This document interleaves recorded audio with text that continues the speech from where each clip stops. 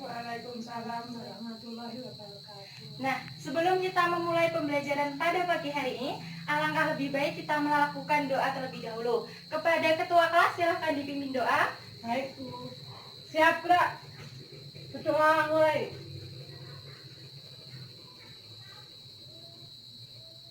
Berdoa selesai. Bagaimana kabarnya hari ini anak-anak? Alhamdulillah baik, Bu. Alhamdulillah sehat semua. Nah, karena sekarang ini sedang mewabahnya virus corona, semoga kita selalu diberikan kesehatan untuk keluarga kita dan diri kita. Amin. Amin. Hari ini Ibu akan mengabsen terlebih dahulu ya anak-anak.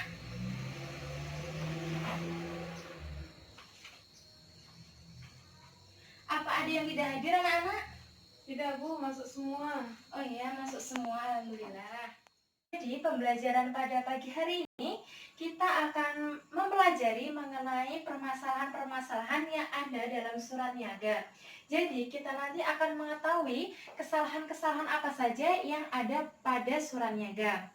Kemudian tujuan dari pembelajaran pada pagi hari ini adalah anak-anak semua dapat mengetahui apa saja permasalahan yang ada dalam surat niaga, serta anak-anak semua dapat menganalisis dari permasalahan-permasalahan tersebut. Seperti pertemuan-pertemuan sebelumnya, apakah dari anak-anak ada yang ingin memberikan motivasi kepada temannya? Saya, Bu. Ya, silahkan. Hiduplah seolah engkau mati besok. Belajarlah seolah engkau hidup selamanya. Terima kasih, Bu. Wah, bagus sekali motivasi dari Mbak Ina. Mungkin dari anak-anak yang lain ada yang ingin memberikan motivasi lagi kepada temannya? Tidak, Bu. Nah, jika tidak, di sini Ibu akan memberikan sedikit motivasi untuk anak-anak semua. Orang yang berhenti belajar akan menjadi pemilik masa lalu, dan orang-orang yang terus belajar akan menjadi pemilik masa depan. Maka, bermimpilah setinggi langit, dan jika engkau jatuh, maka engkau akan jatuh di antara bintang-bintang. Your biggest weakness is when you give up, and your greatest power is when you try one more time. Sebelum kita memulai pembelajaran pada pagi hari ini, Ibu akan memberikan ice breaking kepada anak-anak semua. Baik, Bu. Nah, anak-anak bisa melihat ke Ibu ya. Ini nanti namanya tepuk 1, 2, 3. Nanti, jika tepuk 1, maka bunyinya seperti ini. Tepuk 2 bunyinya hey ke kanan, dan tepuk 3 nanti bunyinya ha ke kiri. Paham anak-anak? Paham, Bu. Baik, Bu, langsung saja. Baik, Ibu mulai ya. Sekarang coba anak-anak berdiri semua. Ayo berdiri dulu.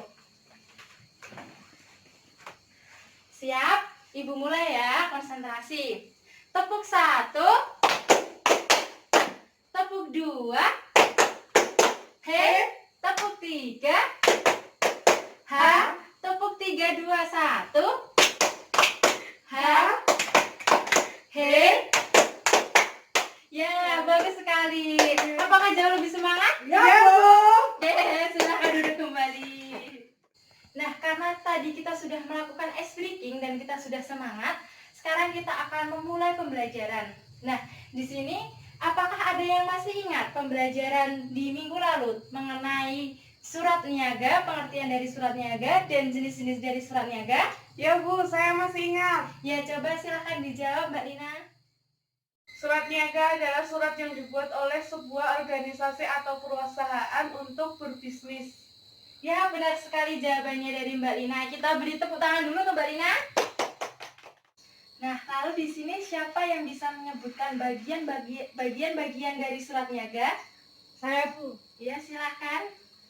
Kepala surat, alamat yang dituju, Ya. tanggal, isi, kalau pembuka, lampiran, hal, nama terang, dan tanda tangan, Bu. Ya, benar sekali. Kita beri aplaus untuk Mbak Sinta. Nah, benar sekali yang disampaikan oleh Mbak Lina dan Mbak Sinta mengenai pengertian surat niaga dan bagian-bagian dari surat niaga.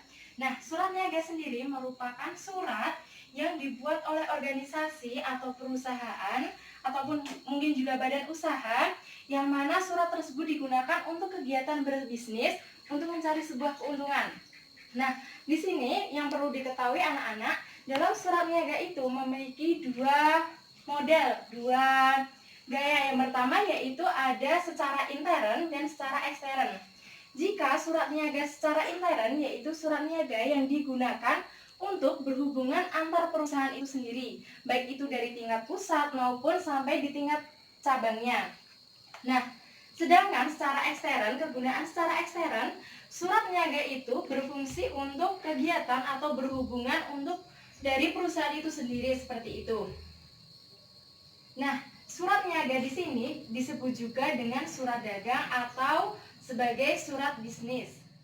Bagian dari surat niaga itu sendiri, seperti yang sudah dijawab oleh Mbak Sinta tadi, dari bagian-bagian surat niaga yaitu seperti halnya dengan surat-surat lain. Yang pertama ada kepala surat yang disebut juga atau kop surat.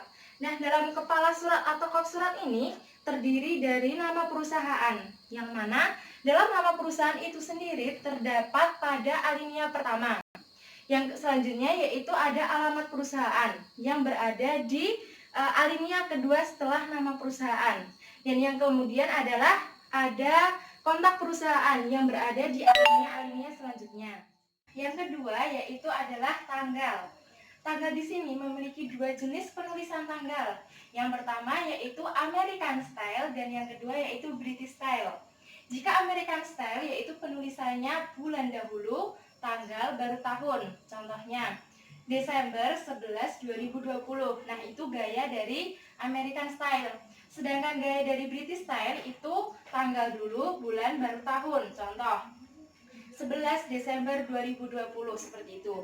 Nah, biasanya di kehidupan sehari-hari dalam kita kegiatan berbisnis, surat menyurat itu biasanya kita menggunakan gaya yang British Style, yaitu tanggal dulu, bulan baru tahun seperti itu anak-anak. Nah, yang ketiga yaitu ada nomor surat, yang keempat ada lampiran yang disertakan, dan yang kelima ada hal atau perihal yang fungsinya di sini sebagai petunjuk kepada pembaca untuk mengetahui kepentingan isi pokok dari surat yang ingin dikirimkan. Nah, yang keenam ada alamat dan tujuan. Yang ketujuh ada salam pembuka. Nah, di sini salam pembuka berfungsi untuk membuka pembicaraan dari kegiatan surat menyurat tersebut sehingga menambah kesopanan dan etika dalam surat menyurat. Nah, yang selanjutnya yang kedelapan ada isi. Isi memuat apa saja yang ingin disampaikan dari pihak pengirim ataupun dari perusahaan ke pihak yang ingin dikirimkan surat tersebut seperti itu. Nah, di bagian isi ini terdapat juga 3 bagian. Yang pertama, bagian isi, bagian pembuka, dan bagian penutup. Nah, yang kesembilan ada salam penutup. Di salam penutup ini berfungsi sebagai ucapan akhir dalam kegiatan surat menyurat, sehingga nanti terdapat etika dan kesopanan kita untuk kegiatan surat menyurat tersebut. Nah, yang ke-10 yaitu ada nama terang dan tanda tangan si pengirim surat. Nah, jika itu berasal dari perusahaan atau instansi juga bisa dibubuhkan cap ataupun stempel basah seperti itu. Nah, yang terakhir yaitu ada tembusan. Nah, tembusan di sini berfungsi untuk pihak mana saja yang juga berhak dan pernah dikirimkan mengenai surat tersebut seperti itu. Nah, dari penjelasan Ibu tadi mungkin ada yang ditanyakan anak-anak? Tidak, Bu. Nah, jika tidak ada, di sini Ibu akan memberikan salah satu contoh dari surat niaga, yaitu surat mengenai kiriman daftar harga barang seperti itu. Nah, di sini Ibu akan membagikan, kalian bisa mempelajari dan memahaminya terlebih dahulu ya, anak-anak. Ya, Bu. Nah, dari penjelasan Ibu tadi, kan Ibu sudah menjelaskan mengenai bagian-bagian dari surat niaga. Nah, sekarang Ibu akan menjelaskan mengenai kesalahan penulisan surat resmi dalam surat niaga. Nah, di sini Ibu sebelumnya Ibu bertanya, apakah di sini ada yang orang tuanya bekerja sebagai pembisnis atau memiliki bisnis di rumah seperti itu anak-anak? Ada, Bu. Orang tua saya berbisnis pembuatan sepatu. Nah, benar sekali. Ketika kita memiliki sebuah bisnis ataupun perusahaan, pastinya kita nanti juga akan mengeluarkan sebuah surat dan juga akan menerima surat dari pihak lain seperti itu. Ya Bu, di meja kerja bapak saya banyak surat-surat bisnis seperti itu. Nah, maka dari itu, di sini kita akan mempelajari mengenai bagaimana mengetahui permasalahan dan kesalahan apa saja yang terdapat dalam penulisan surat resmi surat niaga, sehingga jika suatu saat nanti kita memiliki suatu bisnis ataupun perusahaan, kita bisa menulis surat tersebut secara baik dan benar sesuai dengan tata naskah bahasa. Seperti itu anak-anak. Ya Bu. Selanjutnya, sembari kalian buka halaman 20, Ibu akan menjelaskan mengenai kesalahan-kesalahan penulisan surat resmi surat niaga. Nah, kesalahan pertama dalam penulisan surat niaga biasanya terletak pada kepala surat. Contohnya, kita menulis nama perusahaan PT Angkasa Jaya seperti itu. Nah, kita tidak perlu menulis dengan huruf P.T. Angkasa Jaya seperti itu. Jadi langsung saja PT Angkasa Jaya. Nah, kemudian kesalahan yang sering ditemui juga terdapat pada alamat perusahaan. Dan biasa di sini alamat perusahaan itu tidak boleh disingkat. Jadi harus namanya secara terang seperti itu. Kemudian kontak perusahaan juga tidak boleh disingkat. Nah, kesalahan kedua yaitu dalam kesalahan penulisan lampiran. Apabila surat yang ingin dikirimkan tersebut tidak memiliki lampiran, maka tidak perlu dalam surat itu ditulis nomor lampiran perihal seperti itu. Jadi langsung saja nomor kemudian perihal atau hal. Tidak perlu mencantumkan kata lampiran seperti itu. Paham anak-anak? Paham Bu. Nah, kesalahan ketiga yaitu kesalahan pada penulisan tanggal surat. Seperti yang Ibu sudah jelaskan tadi kan Ibu menjelaskan mengenai dua jenis penulisan tanggal surat, yaitu British Style dan American Style. Dan biasanya kita sering menggunakan yang gaya dengan British Style, yaitu tanggal dulu, bulan, baru, tahun, seperti itu. Nah, biasanya kesalahan yang sering kita temui yaitu adanya penyingkatan dalam bulannya. Contoh, 11 Sep 2020 seperti itu. Nah, itu tidak boleh. Yang boleh harus 11 September 2020 seperti itu. Nah, yang selanjutnya yaitu kesalahan dalam alamat. Nah, di sini nama kota yang sering biasanya ditemui kesalahan penulisan kota itu dicetak menggunakan huruf tebal ataupun menggunakan huruf kapital semua. Nah, itu salah. Yang benar awalnya contoh Boyolali seperti itu. Jadi B-nya besar, kemudian diikuti huruf kecil seperti itu. Nah, kemudian yang sering ditemui juga kesalahan itu diberi garis bawah, itu juga tidak boleh. Selanjutnya yaitu kesalahan dalam penulisan salam pembuka dan salam penutup dalam surat. Nah, biasanya contoh salam pembuka dengan hormat seperti itu. Biasanya itu yang sering terlupa adalah tanda koma dalam kata dengan hormat, ataupun kata D-nya itu menggunakan huruf kecil, padahal itu salah. Yang benar yaitu D-nya besar dan hanya kecil, kemudian diberi koma. Kemudian juga salam penutup, hormat kami, hanya besar, K-nya kecil, kemudian diberi koma, seperti itu yang benar. Paham anak-anak? Paham Bu. Baik, dari penjelasan Ibu tadi mungkin ada yang ditanyakan anak-anak? Tidak Bu.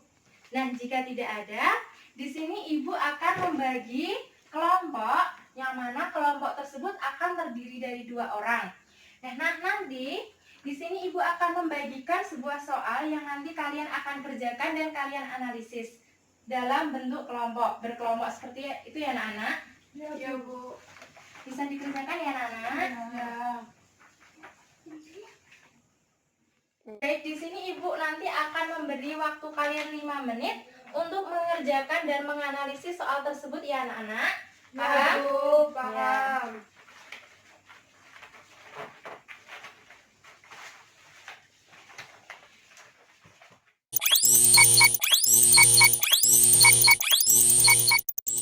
Baik, waktu sudah habis anak-anak.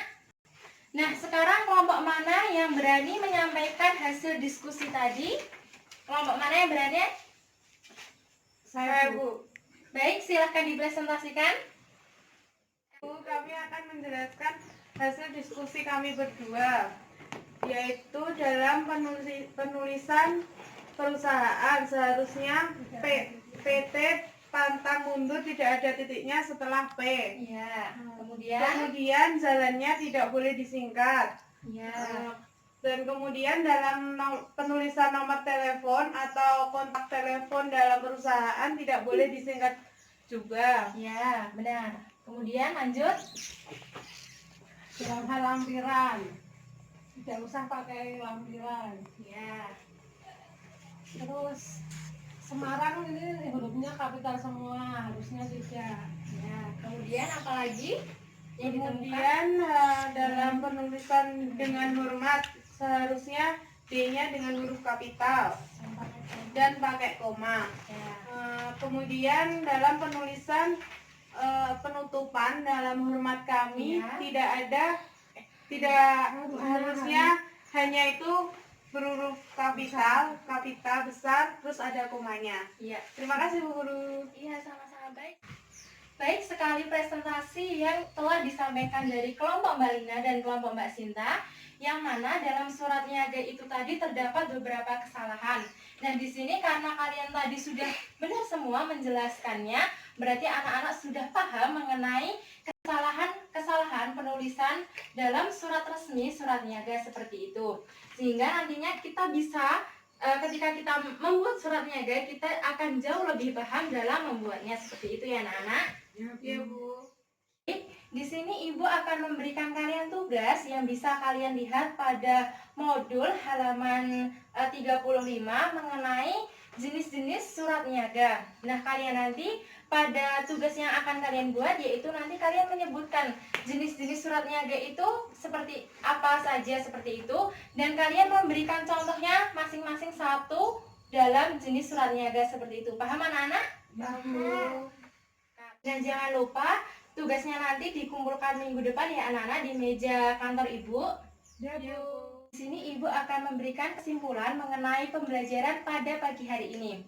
Jadi, surat niaga merupakan surat yang dibuat oleh suatu instansi atau badan usaha atau perusahaan yang nantinya surat tersebut digunakan untuk kegiatan berbisnis untuk mencari sebuah keuntungan.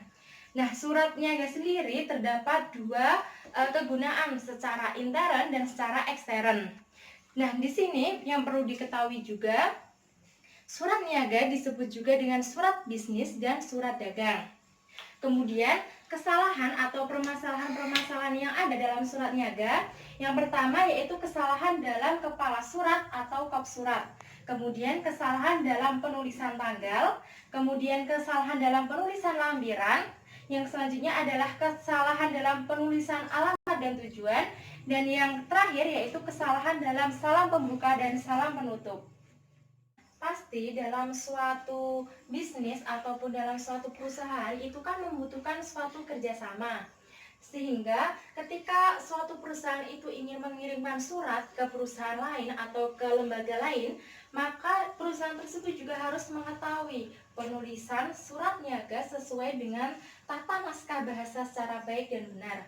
Sehingga dengan kita mempelajari mengenai kesalahan, permasalahan-permasalahan apa saja yang ada dalam surat niaga, ketika kita di masa depan nanti kita memiliki suatu usaha ataupun perusahaan, kita bisa mengirimkan surat niaga secara baik dan benar kepada pihak ataupun perusahaan lain seperti itu. Paham anak-anak? Paham Bu. Cukup sekian untuk pembelajaran pada pagi hari ini. Anak-anak semua bisa mempelajari mengenai jenis-jenis surat niaga di pertemuan minggu depan. Baik Bu. Saya akhiri. Wassalamualaikum warahmatullahi wabarakatuh. Waalaikumsalam warahmatullahi wabarakatuh. Ibu keluar dulu ya anak-anak. Ya Bu.